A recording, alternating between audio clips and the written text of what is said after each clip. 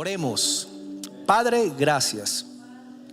Y siempre estaremos agradecidos contigo por todo lo que has hecho en nuestras vidas y por todo lo que harás. Podemos estar delante de ti a través de tu Hijo Jesucristo.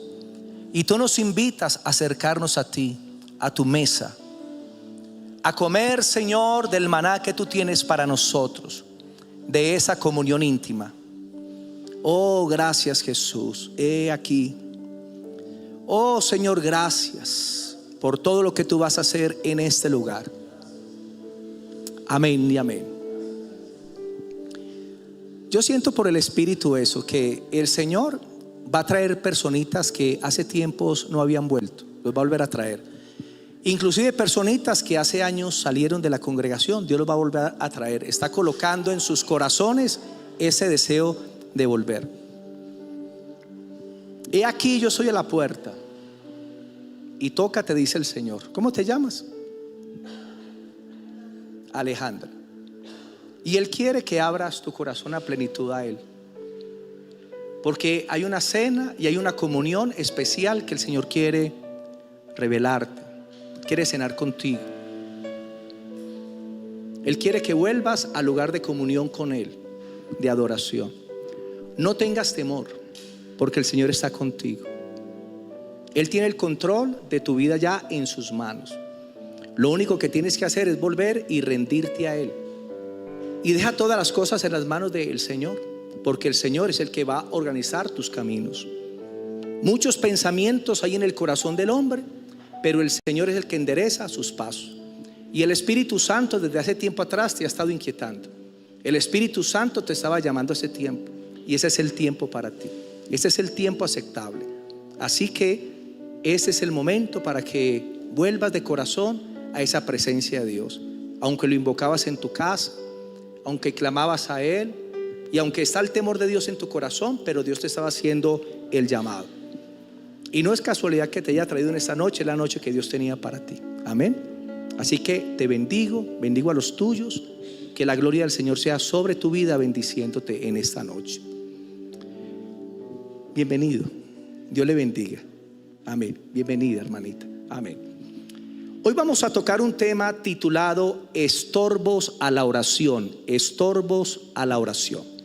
Mateo capítulo 7, el versículo 7. Mateo 7, versículo 7.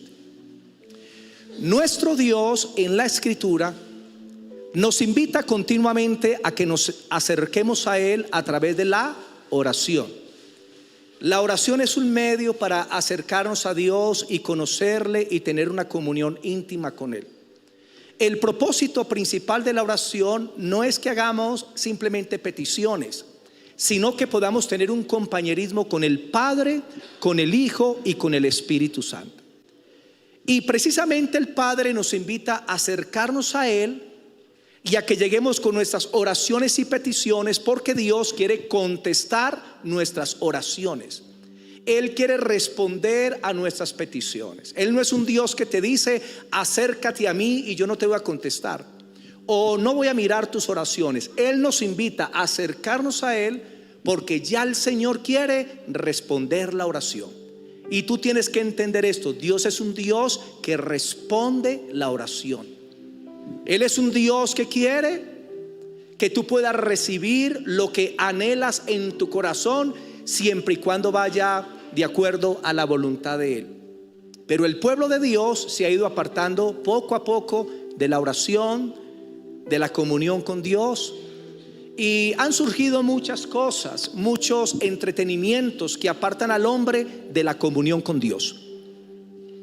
En Mateo capítulo 7, el versículo 7, mire la invitación que nos hace el Señor: pedid y se os dará, buscad y hallaréis, llamad y se os abrirá, porque todo aquel que pide recibe, y al que busca halla, y al que llama se le abrirá. En otras palabras, Dios se compromete en responder la oración. Es lo que está diciendo ahí.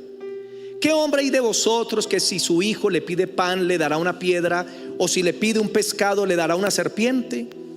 Pues si vosotros, siendo malos en comparación de Dios, sabéis dar buenas dádivas a vuestros hijos, o las mejores cosas a vuestros hijos, cuánto más vuestro Padre que está en los cielos dará buenas cosas a los que se las pidan.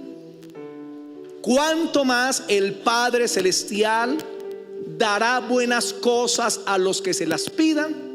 Nuestro Dios nos invita a acercarnos a Él.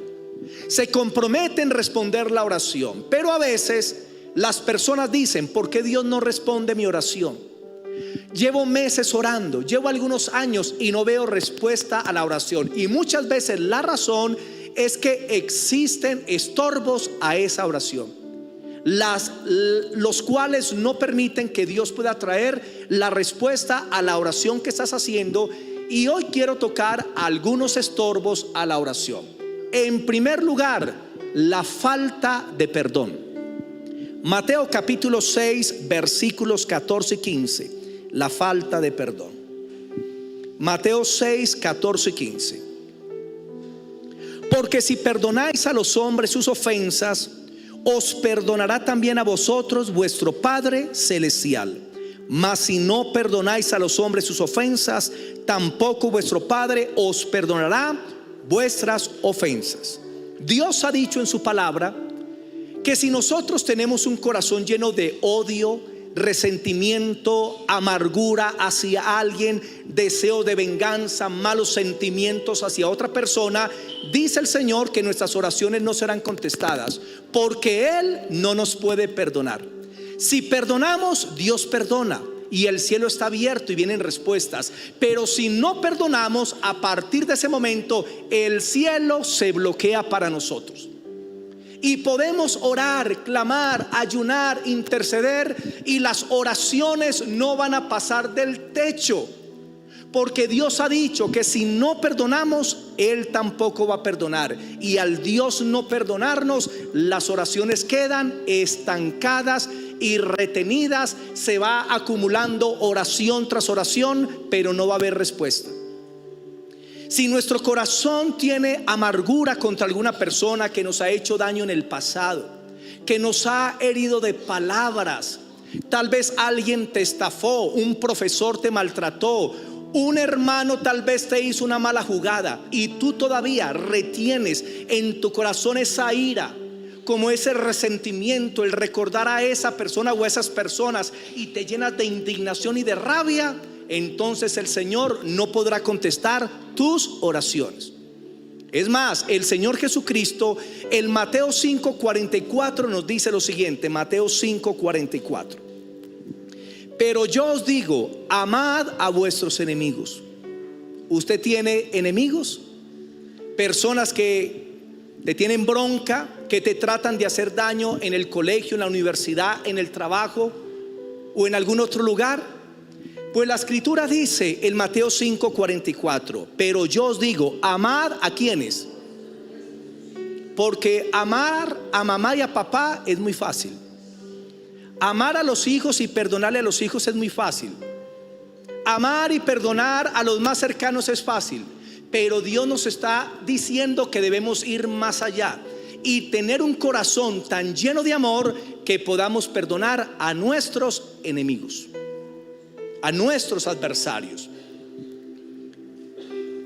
Bendecid a los que os maldicen. Si alguien te maltrata de palabras, te llega a maldecir, te desea que te vaya mal, tú debes contestar con buenas palabras. Debes bendecir a esa persona.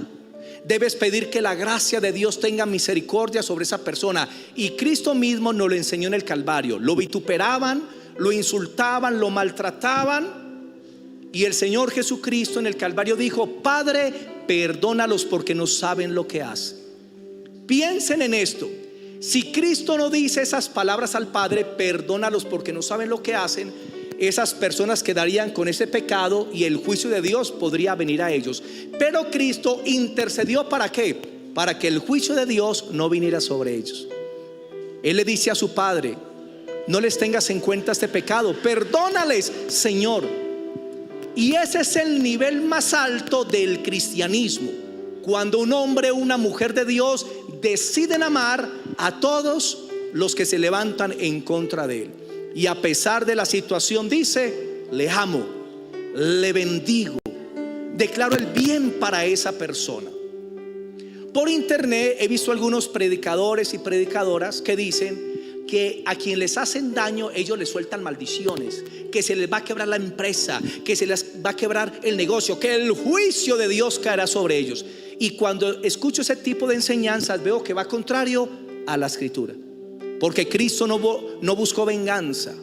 Cristo no buscó el daño de sus adversarios, sino que buscó el bien de todos los que le rodeaban. Perdónalos porque no saben lo que hacen. El apóstol Pedro dice que Cristo en los días de su carne, cuando lo maldecían, él no devolvía maldición. Haced bien a los que os aborrecen y orad por los que os persiguen y os ultrajan. ¿Por qué? Verso 48. Sed pues perfectos como vuestro Padre que está en los cielos es perfecto. Nada te hace más perfecto a los ojos de Dios como tener un corazón lleno de amor aún para tus adversarios, que aunque te hacen daño, tú tienes misericordia de ellos por causa del corazón que tienen, por la maldad que habita dentro de ellos, por la oscuridad, porque están siendo usados por el enemigo para tratar de hacerte daño. ¿Usted quiere ser perfecto? Ese es el nivel de la perfección: amar a cualquier persona que te haga daño. Ese es el nivel más alto de cristianismo, ser como Jesús. Un amor que sobrepasa todo entendimiento, porque no solamente Dios derrama su bendición sobre los buenos, sino también sobre los malos. La tierra produce frutos, alimentos solo para los buenos, también para los malos. Eso se llama misericordia. El sol sale solo para los buenos o también para los malos. ¿Y cómo se llama eso? Misericordia de Dios, que se extiende no solamente a sus hijos, sino que se extiende también a aquellas personas que viven en la maldad. Por lo tanto, la falta de perdón, el resentimiento, la amargura y la falta de perdón impide que el Señor escuche nuestras oraciones. Si en esta noche tienes cargas en tu corazón, entrégalas a Jesús. Entrégale toda carga contra cualquier persona y sé libre en esta noche para que tus oraciones sean contestadas. Segundo punto, segundo estorbo a la oración: el hacer daño a otros y no pedir perdón. El hacer daño a otros y no pedir perdón. Mateo capítulo 5, versículo 21 al 24. Mateo 5 del 21 al 24. Oísteis que fue dicho a los antiguos: no matarás, y cualquiera que matare será culpable de juicio. Pero yo os digo que cualquiera que se enoje contra su hermano, digan conmigo, cualquiera que se enoje contra su hermano. ¿De qué se está hablando? Digan, del enojo, de la ira, de la rabia. Cualquiera que se enoje contra su hermano será culpable de juicio. Y cualquiera que diga necio a su hermano será culpable ante el concilio. Y cualquiera que le diga fatuo quedará expuesto al infierno de fuego. Este segundo punto no trata con lo que nos hacen a nosotros, sino con lo malo que nosotros le hacemos a otras personas. Porque una situación es yo perdonar, pero otra cosa es pedir perdón por lo malo que he hecho. Y aquí el Señor está hablando de tres áreas. Primero, el enojo. Si mi enojo está afectando la vida de otra persona, estoy en pecado. Lo dice el Señor. Segundo nivel, si tu enojo te lleva a decirle a tu hermano o a alguna persona palabras como tonto, bobo, estúpido, la Biblia dice que tiene mayor pecado. Y luego dice el Señor, si le llamas a otra persona o le dices fatuo, y fatuo significa un insulto o maldecir a otra persona, si llegas a insultar o maldecir a otra persona, dice Cristo, quedarás expuesto al infierno de fuego. Tres situaciones. Si tú con tu enojo hieres a otras personas, si tú con tus palabras estás apagando la vitalidad de otra persona, si lo estás maltratando y aún has llegado a maldecirle o a insultarle, el Señor dice que debes pedir perdón. ¿Por qué? Versículo versículo 23.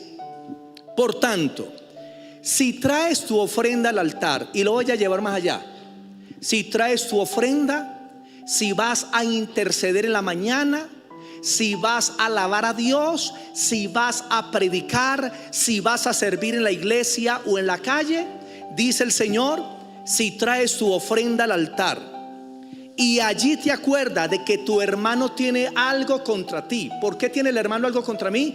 Porque le herí de 3 formas: con mi enojo, con mis palabras hirientes, y 3, si lo estoy hiriendo ya con palabras que son demasiado fuertes.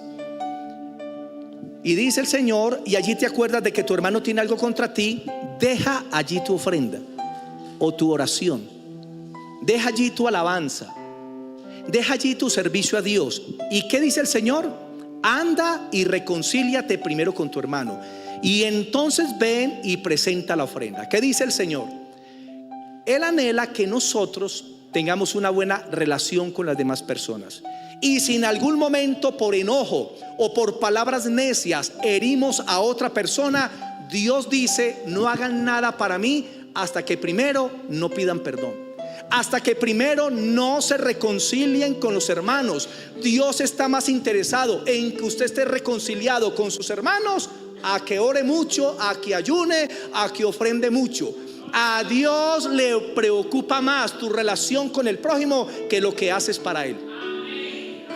Por lo tanto, si tú quieres que tu ofrenda, tu oración, tu ayuno y todo lo que haces para Dios sea aceptado, debes tener una buena relación con las demás personas. Y cuando pecan contra ti, debes perdonar. Y cuando tú pecas contra otro, debes pedir perdón. Y para eso se requiere humildad. Para eso se requiere doblegar el orgullo. ¿Por qué no pedimos perdón? Porque hay mucho orgullo. ¿Por qué no nos doblegamos y nos humillamos? Porque el orgullo a veces domina el corazón. Pero cuando tú aprendes a soltar ese espíritu y aprendes a pedir perdón, se te va a hacer fácil decir: lo siento, me equivoqué, perdóname por lo que te dije, por lo que hice, perdóname porque te he maltratado. Y cuando tú haces eso, es agradable a los ojos de Dios, y a partir de ese momento el Señor te podrá bendecir. Versículo: deja allí tu ofrenda en el altar, anda, reconcíliate primero con tu hermano, y entonces ven y presenta tu ofrenda. Ponte de acuerdo con tu adversario. O sea, ¿con qué persona? Con la que usted hirió. Entre tanto que están con él en el camino, no sea que el adversario te entregue al juez, y el juez al alguacil, y seas echado en la cárcel. De cierto te digo que no saldrás de allí hasta que pagues el último cuadrante. En Mateo capítulo 18 se nos habla que cuando una persona no perdona, el Señor le entrega a los verdugos, le meten a la cárcel y no saldrá hasta que perdone. Pero aquí el Señor menciona la cárcel, ¿para quién? Para aquellos que no piden perdón por lo que le hicieron a otros. Y dice el Señor: ponte de acuerdo con tu adversario, a quien dañaste, ve y pídele perdón. Porque si no lo haces, tu adversario le dirá al Señor: Señor, tú sabes que esa persona me está dañando sin culpa, sin causa, Señor. Y cuando lo haces, dice que el Señor te entrega al alguacil y te hace meter en la cárcel hasta que pagues todo lo que debes. O sea, hasta que decidas pedir perdón. Entonces, hablar del perdón es espectacular, pero a veces es duro cuando hablamos de pedir perdón. ¿Debes pedirle perdón a alguien? ¿A algún empleado? ¿A algún estudiante? ¿Algún profesor? ¿Algún compañero de trabajo? ¿Será que debes pedirle perdón a alguna persona que su corazón quedó herido a causa de lo que has hecho? Punto 3. Quería añadir una cita. Romanos 12:18 dice: en cuanto dependa de vosotros, estén en paz con todos. En cuanto dependa de nosotros, estar en paz con todos. Porque hay personas que no van a querer la paz, ni van a querer perdonar, pero usted cumpla con su parte. El principal beneficiario del perdón y de pedir perdón somos nosotros. El perdón no trata con la persona que hizo daño, trata con la persona que fue dañada. Y eso es muy importante entenderlo. Tercer punto: la dureza con los demás. Primera de Pedro, capítulo 3, versículo 7. La dureza con los demás. Primera de Pedro, capítulo 3, el versículo 7. Primera de Pedro, capítulo 3, el versículo 7. Y el apóstol Pedro le va a hablar a los maridos, a los esposos, y les dice: vosotros maridos igualmente, vivid con ellas sabiamente, porque para vivir con una mujer se necesita sabiduría, dando honor a la mujer como a vaso más frágil, o sea, dignificándola, honrándola, y como a coherederas de la gracia de la vida, o sea, los mismos beneficios que el hombre tiene en Cristo Jesús los tiene también la mujer, para que vuestras oraciones no tengan estorbo. Aquí se está hablando a los esposos, que si maltrata a una mujer y la hiere, la denigra, la maltrata de diferentes formas, y luego va a orar a Dios, el Señor lo mira y le dice: no, papito, pide perdón y no hagas más eso. Pero no solamente se aplica al varón, se aplica también a la mujer cuando maltrata al hombre. Se aplica también cuando una persona maltrata a otra con gestos, con actitudes, que usted, para hacer sentir mal a la otra persona, pasa por el lado y no le saluda, le volea el pelo y pasa, y la otra persona se siente mal, con miradas amenazantes, con señales de la mano, y a veces se hieren hacia las personas, porque usted no solamente habla con sus palabras, habla también con sus actitudes, con sus miradas, con sus gestos, con la forma en que se comporta. Está hablando e hiriendo a las personas. No es que yo no le digo nada, pero tu comportamiento demuestra que estás afectando a la otra persona. Tal vez usted no le dijo nada, pero lo miró con cara de 38. Miradas amenazantes, hirientes, que causan daño en el corazón de las personas. Efesios capítulo 4. Efesios capítulo 4, versículo 29 al 32. Efesios 4, 29 al 32. Ninguna palabra corrompida salga de vuestra boca, sino la que sea buena para la necesaria edificación, a fin de dar gracias a los oyentes. O sea, cuidémonos de palabras que hieren a los hermanos. Más bien, dediquémonos a dar palabras que edifiquen. Versículo 30. Y no contristéis al Espíritu Santo de Dios, con el cual fuisteis sellados para el día de la redención. El Espíritu Santo se contrista, se entristece cuando un hijo de Dios usa las palabras para maltratar o herir a otra persona. Contristar, ¿qué es? El Espíritu Santo está dentro del creyente así, pero cuando el creyente peca con sus palabras, el Espíritu Santo hace esto: se contrista, y el creyente mismo siente el dolor. Verso 31. Quítese de vosotros toda amargura, enojo, ira, gritería, maledicencia y toda malicia. Quítese de ustedes todo esto, lo que daña a las demás personas, porque la amargura, la ira, el enojo, la gritería, la maledicencia daña a los otros. 32. Antes sed benignos unos con otros, o sea, sean buenos, sean bondadosos, sean nobles, ayuden a los demás, misericordiosos, no mire sus faltas, páselas por alto, haga el bien aun a aquellos que no se lo merecen, perdonándonos unos a otros como Dios también os perdonó a vosotros en Cristo Jesús. Yo creo que cada vez que usted peca y va a Dios, yo creo que Dios le perdona. Y así dice el Señor: como yo te perdono siempre, también perdona a todos los que te ofendan en todo momento y en todo lugar. Amén. Entonces no podemos maltratar a las personas, no las podemos maltratar ni a los hijos, ni los hijos maltratar a los padres. Y luego van a orar y Dios dice: no escucho tu oración, no te comportes así, deja de maltratar a las demás personas. Punto 4. Una vida de pecado sin arrepentimiento. Una vida de pecado sin arrepentimiento. Proverbios 28:13. Proverbios 28:13 dice: el que encubre su pecado no prosperará, mas el que lo confiesa y se aparta alcanzará misericordia. No estamos hablando de una vida de perfección, porque todos fallamos de una o de otra forma. Pero cada vez que fallamos, el Espíritu Santo opera dentro de nosotros. Los indios piel rojas de los Estados Unidos decían que la conciencia era como una estrella 5 puntas que estaba dentro del pecho de la persona. Y cada vez que hacía algo malo, esa estrella daba vuelta, produciendo un dolor interno en la persona. Eso es lo que hace el Espíritu Santo en el corazón de un creyente cuando peca. Si es de Dios, ahí mismo hay un redarguir para que vaya al arrepentimiento.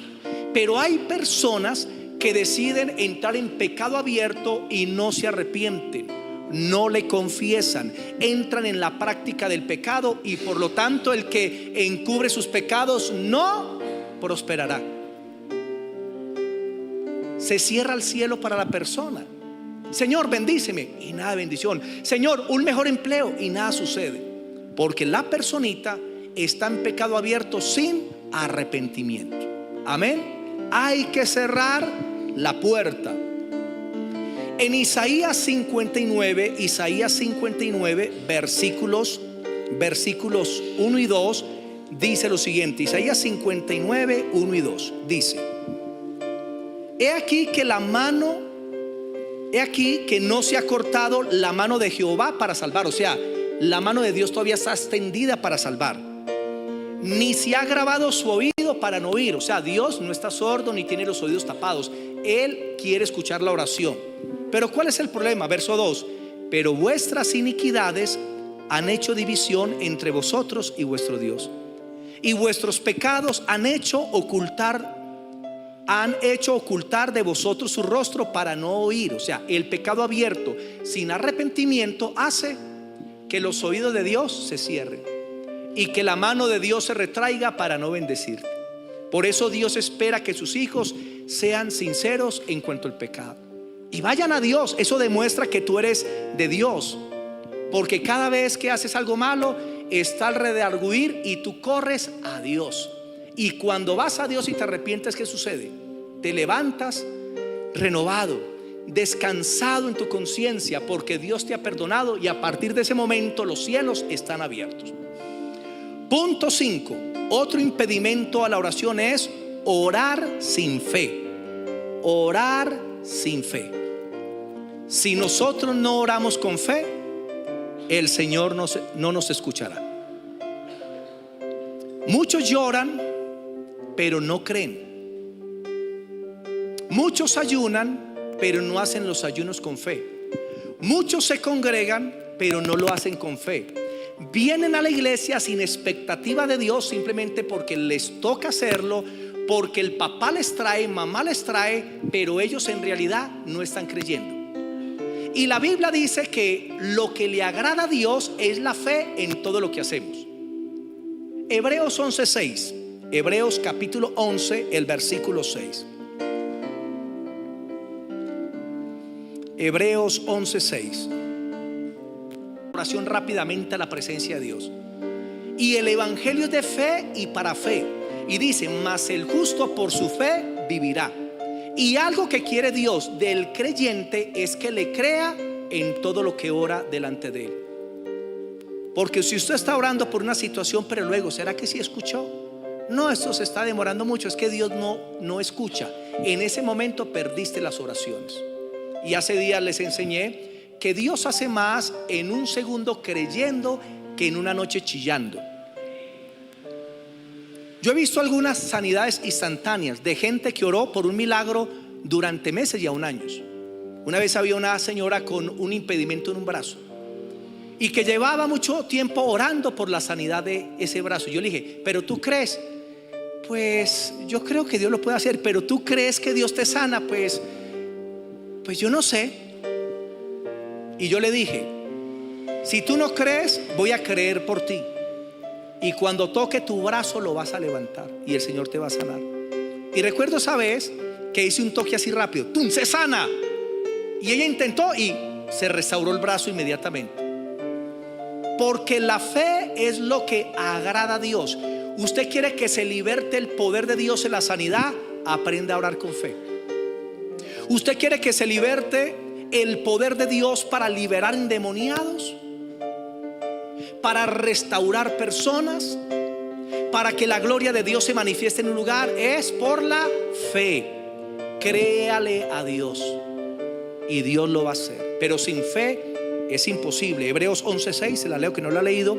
Pero sin fe es imposible agradar a Dios, porque es necesario que el que se acerca a Dios crea que le hay y que es galardonador de los que le buscan. Se debe creer que Dios es real y que Dios contesta o galardona o responde a los que le buscan. Eso es muy importante. Punto 6. Otro impedimento a la oración es pedir fuera de la voluntad de Dios. Pedir fuera de la voluntad de Dios. Primera de Juan 5, 14 y 15. Primera de Juan, capítulo 5, versículos 14 y 15. Primera de Juan, capítulo 5, versículos 14 y 15. Y dice: y esta es la confianza que tenemos en Él, que si pedimos alguna cosa conforme a su voluntad, Él nos oye. Y si sabemos que Él nos oye en cualquiera cosa que pidamos, sabemos que tenemos las peticiones que le hayamos hecho. Cuando usted sabe que algo es la voluntad de Dios, no desfallezca en la oración. Pero hay personitas que hacen oraciones que van contrarias a la voluntad de Dios. Por ejemplo, una mujer está aburrida con el esposo y dice: Señor, o te lo llevas o te lo mando, porque ella quiere casarse con otra persona. ¿Será que Dios contesta esa oración? Usted puso un punto de empanadas y no se venden, y llegó el vecino y puso otro de empanadas y se llena. Y usted comienza a orar: no, Señor, yo soy hija de Dios, seré cola y no cabeza. Señor, ciérrale la puerta a la otra persona. ¿Será que Dios lo va a hacer? No. Y a veces hay cristianos que hacen ese tipo de oraciones. Oraciones que van fuera de la voluntad de Dios, y Dios por lo tanto no va a contestar. ¿Cuál es la voluntad de Dios? Su palabra. Ore conforme a la palabra y Dios te va a responder. Hace días di un tema titulado oraciones fuera de la voluntad de Dios, y ahí explico toda esa parte. Oraciones fuera de la voluntad de Dios, para que entren a la página de la iglesia y ahí pueden encontrar esa prédica que es muy importante. Punto 7. Oraciones llenas de egoísmo es otro impedimento. Oraciones llenas de egoísmo. Santiago capítulo 4, el versículo 3. Santiago capítulo 4, el versículo 3. Aquí en la iglesia se está levantando un ministerio de intercesión fuerte antes de los cultos, por las mañanas. Pero también con la oración hay que aprender esas áreas, porque pudiera ser que hay intercesores que oran pero se encuentran en estas situaciones. Y para poder que Dios escuche la oración colectiva, todos deben mirar cómo está su corazón para buscar que Dios pueda contestar. Santiago 4:3.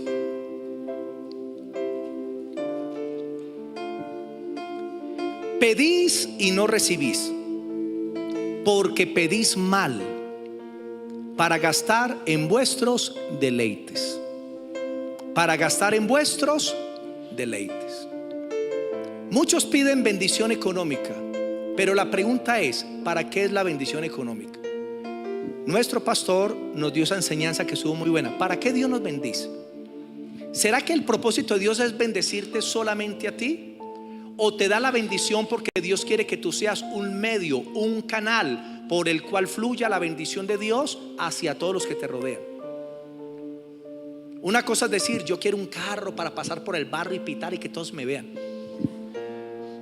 Pero otra cosa es usted decir: Señor, regáleme un buen carro, Señor. Quiero llevar gente a la iglesia, visitar las clínicas, ir a las cárceles. Señor, quiero con ese carro servirte a ti. Miren la diferencia de la oración. En estos días, con varios hermanos, se pusieron a soñar qué pasaría si ellos tuvieran plata. Y comenzaron a hablar cosas que yo me quedé callado. Y una dijo: no, si a mí me resulta tanta plata, yo mismo construyo un edificio y aseguro mi futuro. Y así todos. Y a ningunos le salió en sus palabras la iglesia, o pensar en los hermanos, o pensar en los padres. Ninguno. Solo pensaron ¿en quién? En ellos mismos. Como cuando vienen los hermanos. Una vez vino aquí un hermano y me dijo: pastor, viene una bendición poderosa para usted. Pastor, cuente con eso. Y yo: hermano, ¿y qué? ¿Pero qué es? Cuente. No, cuénteme. No, bueno, pastor, voy a contar, pero usted ora. Compré el baloto, pastor, y si me lo gano, cuente con esos 2,000 pesitos para el tinto. Hermanos, hay personitas que hacen cosas solo pensando en su beneficio.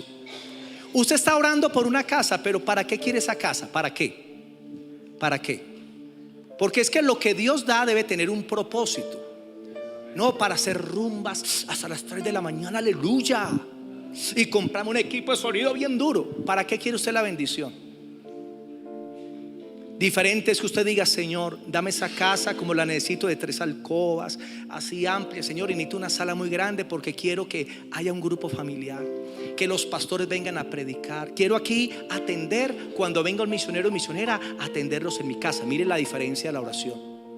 Pero muchos en el pueblo de Dios son los hermanos yo me mí.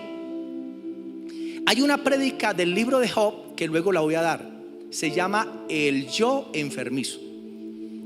Y muchas personitas ven a Job y hablan de diferentes facetas de él y tratan de ubicar una falta. Y cuando se lee el capítulo 29 de Job, es lo que se creía. Y dice: porque el pueblo me buscaba a mí, porque yo era la luz para ellos. Y si alguien necesitaba, yo era, y yo me mí. Y por eso Dios tuvo que debilitarlo para enseñarle que no era él, que era Dios a través de él.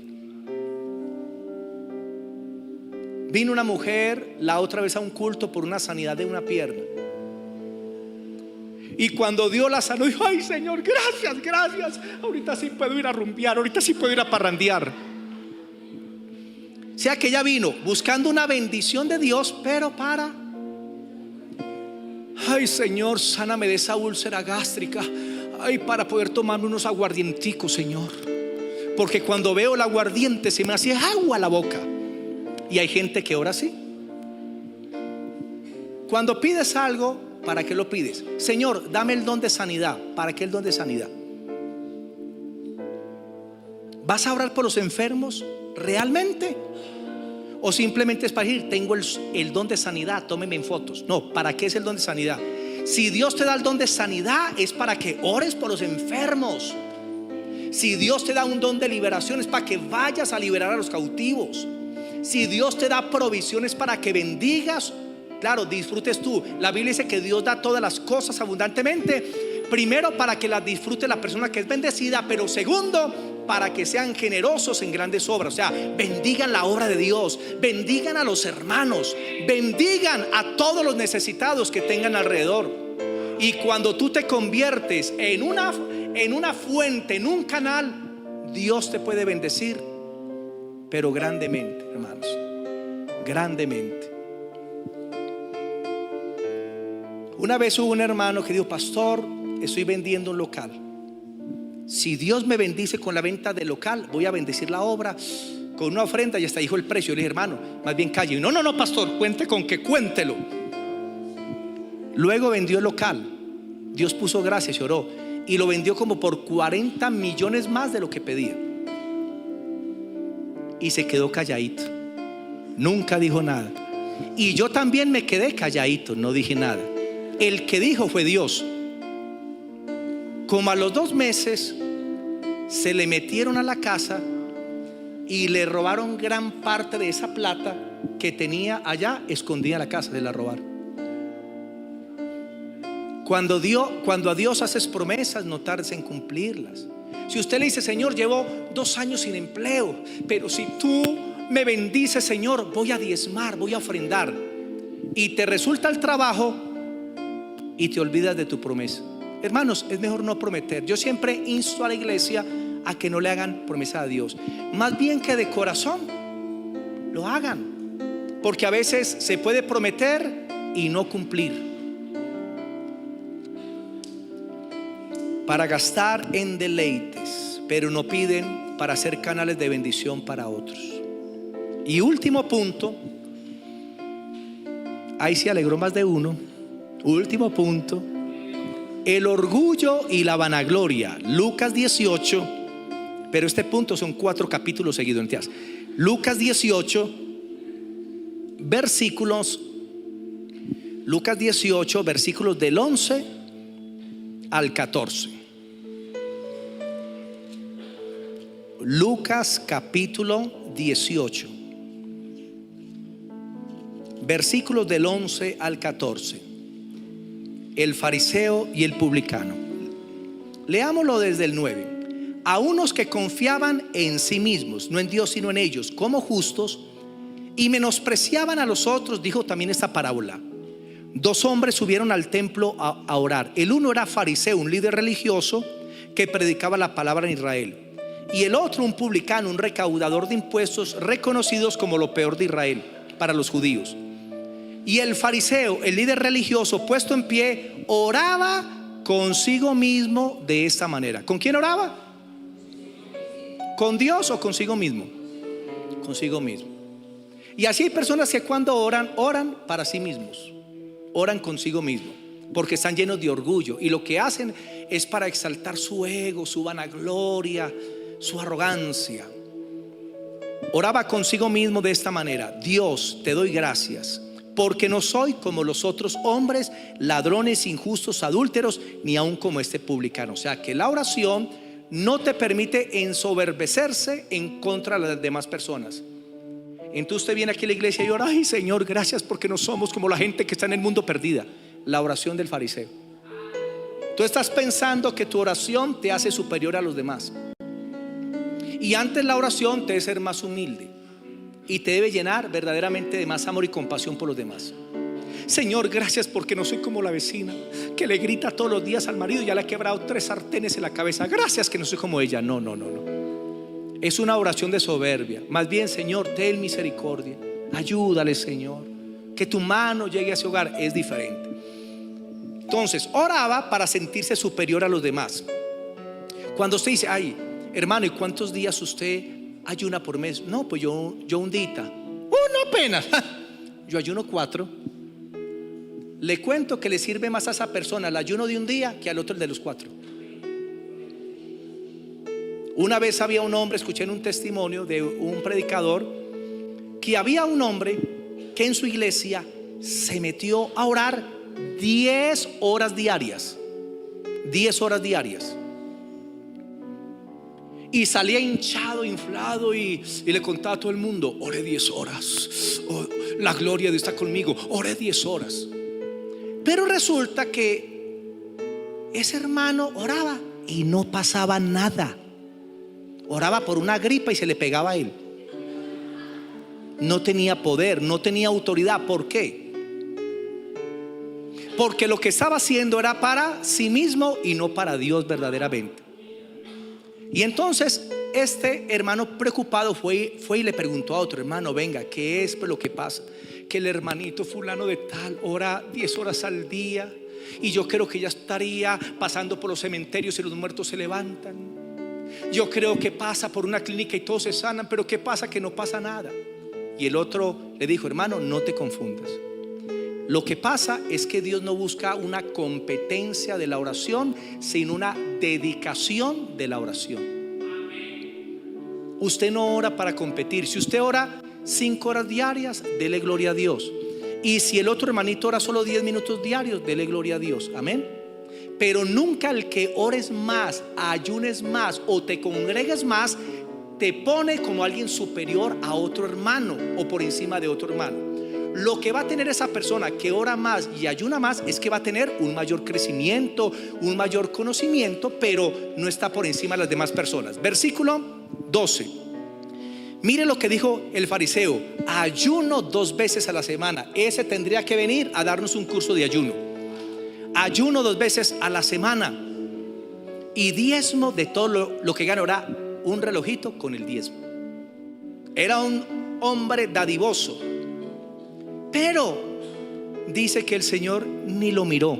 Mas el publicano, estando de lejos, no quería ni aún alzar los ojos al cielo, sino que se golpeaba el pecho, diciendo: Dios, sé propicio, o sea, ten misericordia de mí, porque soy un pecador. Os digo que éste descendió a su casa justificado antes que el otro. Dios lo justificó, lo perdonó, lo restauró, tenía comunión con Dios antes que el otro. Porque cualquiera que se enaltece será humillado, y cualquiera que se humilla será enaltecido. Dedica tu oración a Dios. No te creas un hermano Spider-Man que piensa que puedes trepar paredes porque hiciste un ayuno de 3 días seguidos. No te creas la mujer mantequilla, la mujer maravilla, que porque todos los días oras 2 horas y ya te sientes superior a los demás. No, si oras más, sé más humilde, ama más al prójimo, y lo que debes anhelar es ayudar a los que vienen detrás de ti, ayudarles. Si Dios te ha permitido llegar allá, es para que ayudes a los que vienen detrás de ti.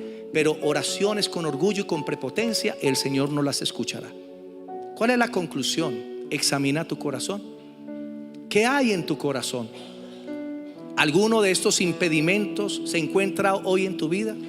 ¿Será alguno de estos impedimentos la causa y la razón por la cual tu oración no ha sido contestada? ¿Por la cual las bendiciones se han quedado retenidas en el cielo? Parece que las ventanas del cielo se han cerrado. Examina tu corazón y pídele perdón al Señor en ese momento, para que las ventanas y las puertas del cielo estén abiertas nuevamente para ti. La bendición está allá, pero Dios nos da algunas condiciones. Vamos a orar. Estemos sobre nuestros pies, oremos.